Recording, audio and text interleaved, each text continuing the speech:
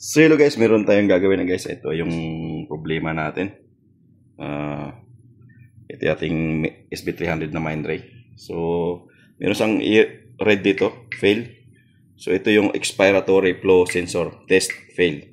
So expiratory guys. So ngayon, okay na naman yung oxygen, okay yung auto, ito yung auto flow, yung auto sensor, okay naman siya. So ang problema natin guys is itong itong expiratory flow sensor. So titingnan natin guys. So ayan. So yun, ang gawin natin guys pag mga ganito, so palit lang natin expiratory valve muna para natin.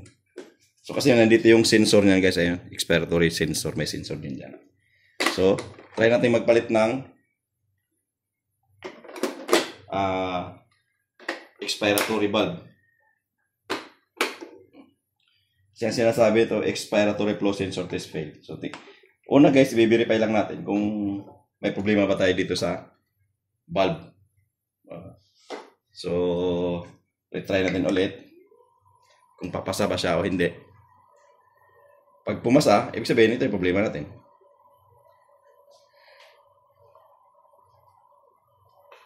So, ngayon guys, meron naman sa ngayong problema, yung auto flow sensor naman. O nag-auto flow naman siya. Ayun, pula naman siya ngayon. So mayroon din sa problema sa auto flow. So ngayon guys, umasa na siya dun sa expiratory flow sensor. Bakit siya nag-auto flow? So ibig sabihin guys, ito ang problema niya. Lilinisin lang natin to. Sprayhan lang natin to ng So iba ng error na ngayon, auto flow na siya. So yan guys, magpapalit ako ng proportional valve para malaman natin. So palitan lang natin to.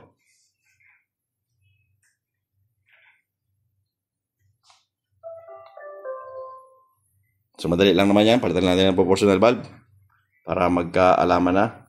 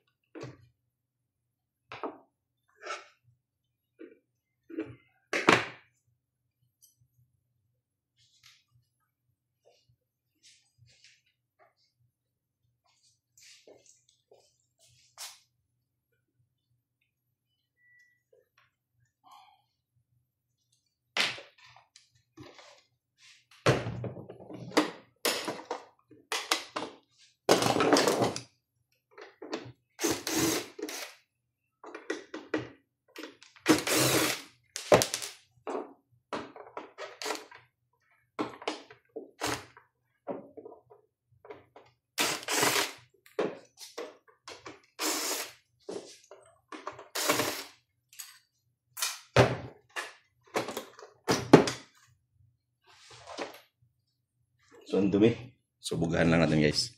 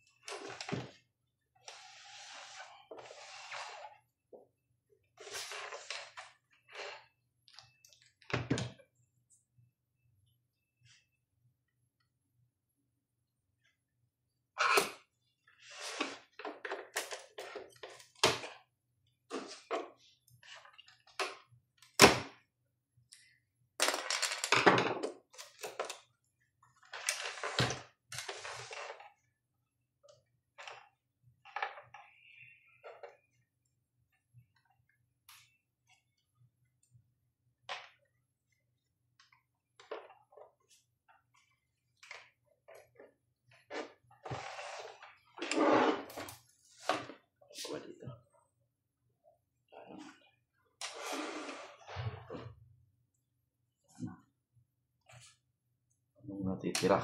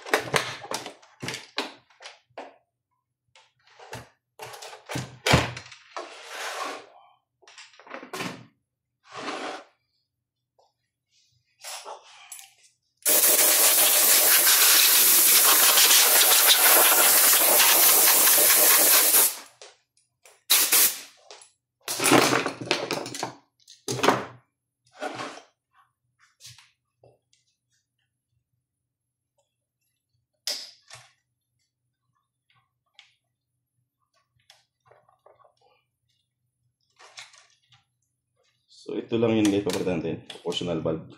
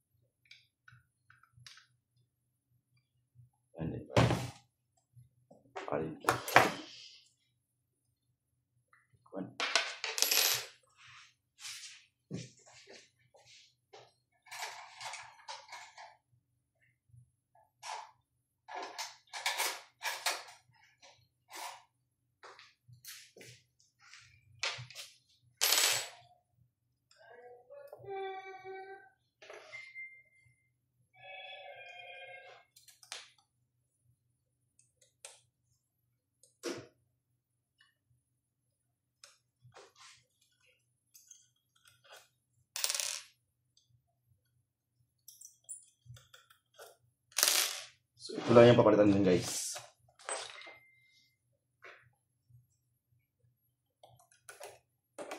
Hindi mo na kailangan tanggalin yung buong ano. So yung ano lang mismo. Sensor lang mismo guys. So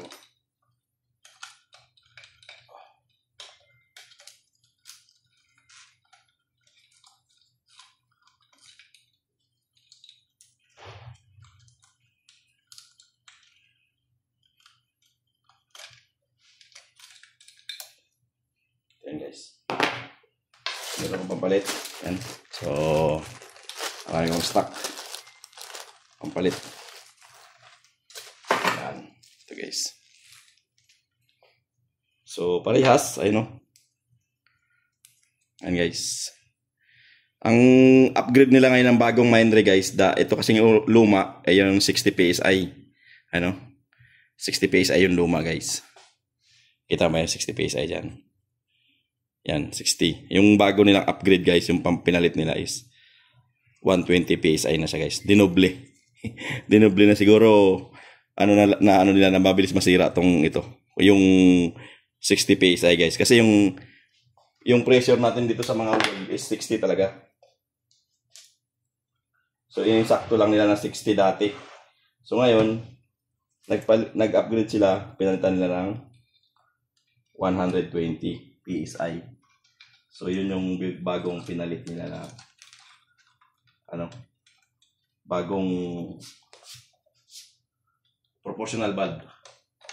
Kasi ito yung laging siraan to guys pag ano, pag medyo ano na yung ano natin, yung pag matagal na. Ito anong year ba to? 2018, ngayon 2025. So bumigay na. So marami na akong napalitan mga ganito guys din.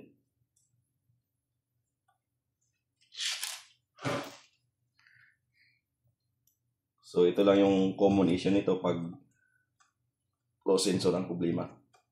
So walang problema yung ating flow sensor sa loob. Yung ang problema lang natin is yung proportional valve.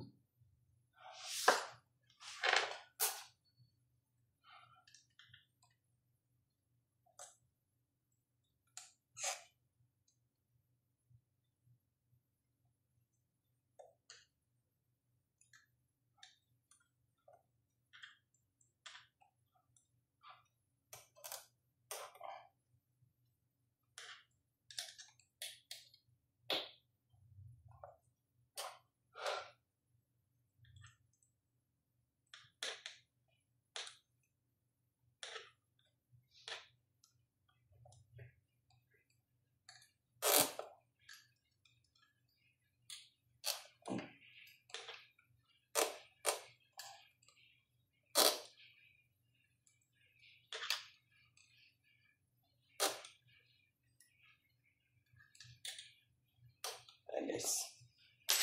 So, tapos na. Sikabit lang natin tong ating connector, guys. Ito.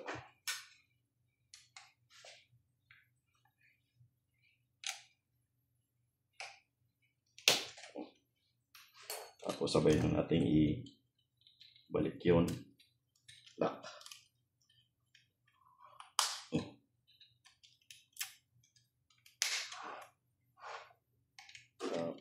Dito. Ito guys, hindi naabot kaya hindi mo na pwedeng ilagay doon sa dulo. Hindi abot, medyo maikli yung size yung pinagpalit nila ngayon. Kaya gagawin mo yun, cable tayo na lang.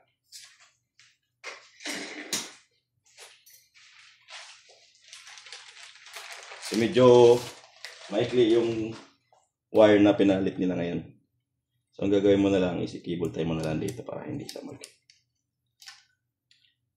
so, ano.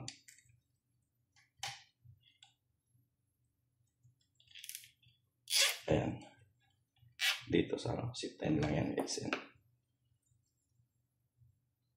Para hindi siya bubuka. So yun guys, tapos na. So kabit na natin ulit. Balik na natin ulit siya. So medyo marumi lang. Hugasan lang natin ng konti. Ano yung alcohol natin na spray. So yung case medyo marumi.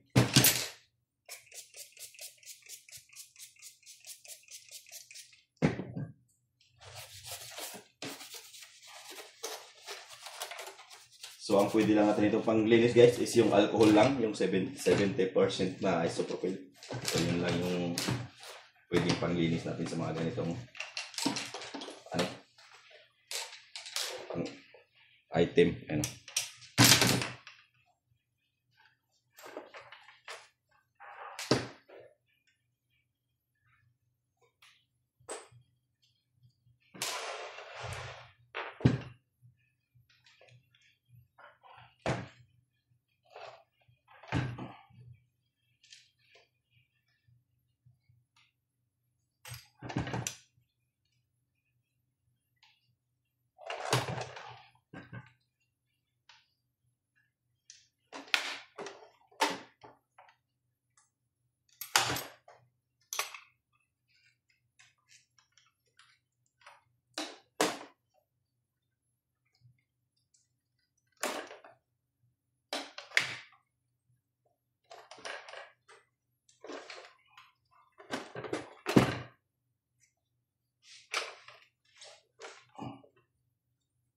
Susok naman. So, ayan. So, gawin natin, tornilyo muna natin to.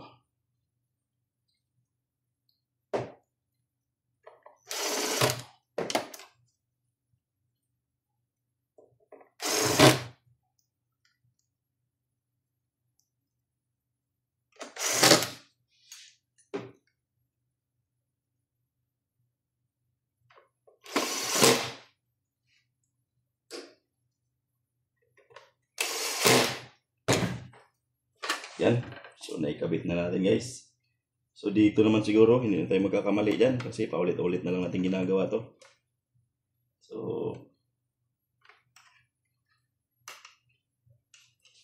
balik lang natin yung ating cabling.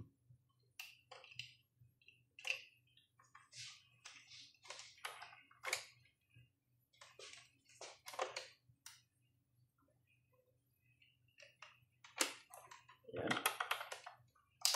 So, kailangan lang huwag magkalimutan, ibalik.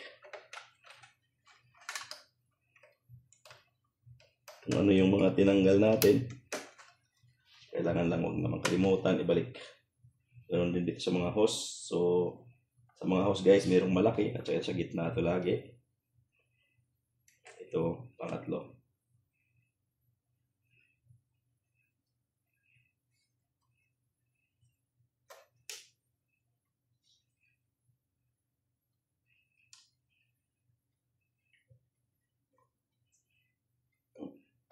Actually, itong hose na ito para sa CO2. Sa CO2 connection yan. So, after natin mabalik, cable tie lang natin dito dati kasi naka-cable tie yan.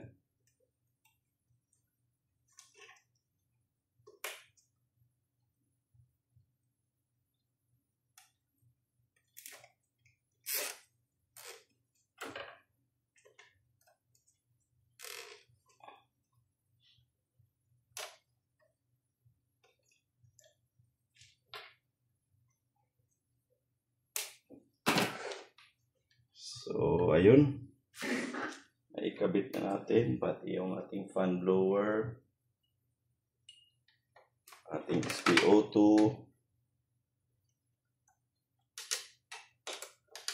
So, yan. Suswak na guys. Tapos na. So, susunod is yung cover.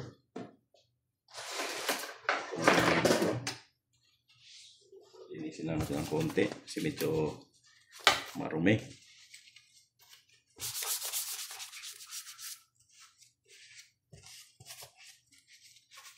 So, simula sa sobrang tagal na rin.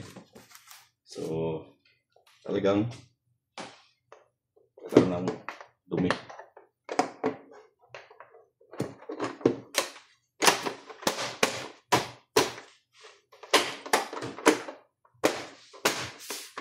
Ayan. Balik na natin yung 4 na tornilyo.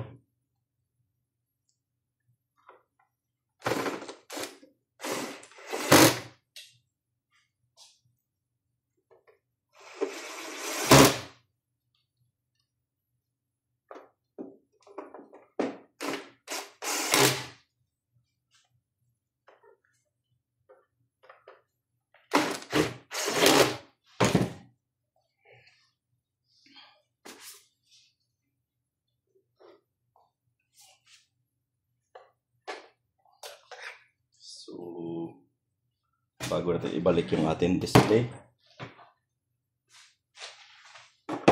Kailangan mo natin ibalik yung cover. Kasi pag may nakalimutan yan, is mahirap ibalik.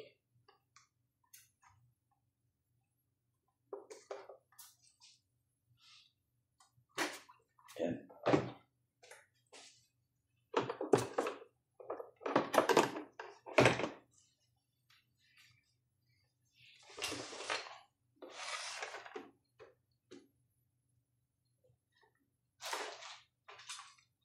So, ang tornilyo yan guys, yung apat na malalaki.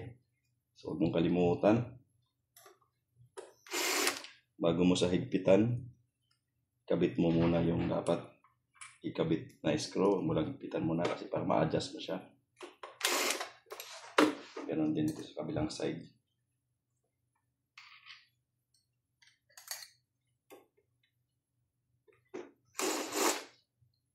Kailangan mo lang dito guys na screw magnetic kasi para hindi mahulog yung screw. Tignan natin yan.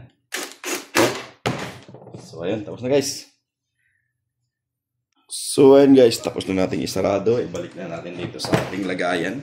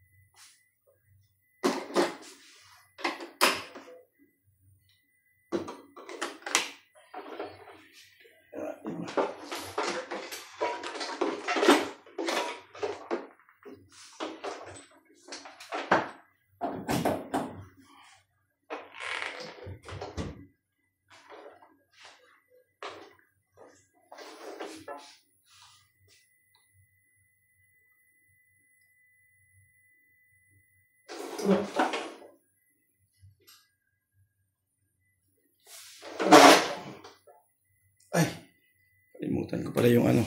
So ayan guys, moment of truth tayo. So testing natin kung mayroon pa ba yung error na yan.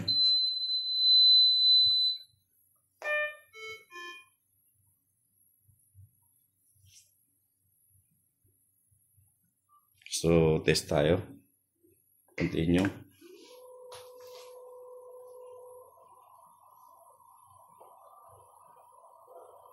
So ito yung auto flow sensor ang error din. So pass na siya guys. Oh. Ayan guys, pass na siya. Tapos yung expiratory valve. Expiratory valve test. Fail din yan kanina. So pass na siya. Oh. So okay na guys, ganun lang kasimple. So pass na yung expiratory valve natin. Pass na rin yung ating auto flow sensor. So ganun lang kasimple mag troubleshoot ng ganitong error guys. Yan. Tingnan natin kung pagkatapos. So yan guys. Oh. Pass na siya lahat guys. Kita mo yan guys. Puro pass na siya lahat. So wala na siyang problema. So ganun lang. Ang problema niya pag meron kang error dito sa flow sensor test error. Tsaka yung sa actually guys, itong sa safety valve test fail. Mostly to dito sa valve na to. Marumi lang o palitan mo lang yung diaphragm valve.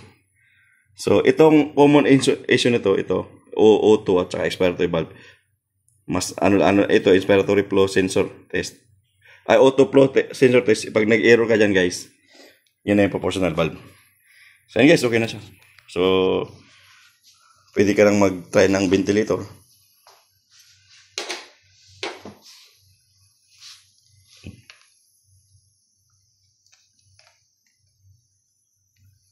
Exit ka na dyan. So, start ventilator ka. Oh.